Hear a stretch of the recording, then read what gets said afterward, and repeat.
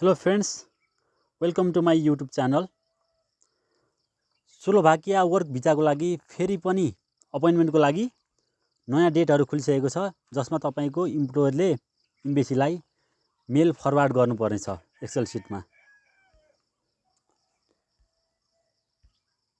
त्यो डेट भनेको रहेको छ मे 7, जुन 6, जुलाई 8 र अगस्त 7। यी डेटहरूमा तपाईँको इम्प्लोयरले इम्बेसीलाई तपाईँको डकुमेन्टहरू मेल फरवार्ड गरेर तपाईँको लागि डेट लिन सक्छ र तपाईँको इम्बेसीमा रेगुलर रिक्वेस्ट पठाउनु मिल्दैन। पठाइहाले पनि त्यसको भ्यालु हुने छैन। महत्त्वपूर्ण यदि तपाईँको डकुमेन्ट र तपाईँको कम्पनी ओरिजिनल छ भने, राम्रो छ भने, ट्याक्स राम्रोसँग तिरेको छ भने त्यसले तपाईँको लागि अपोइन्टमेन्ट डेट बुक गर्न सक्नेछ। र अर्को कुरा, इम्बेसीले के पनि भनेको छ भने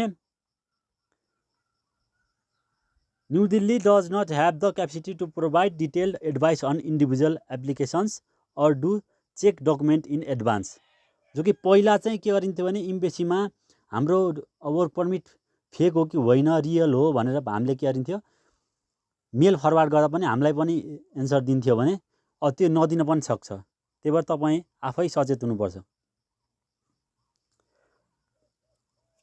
अर्को कुरा चाहिँ डेट बुक स्टार्ट भइसकेको छ।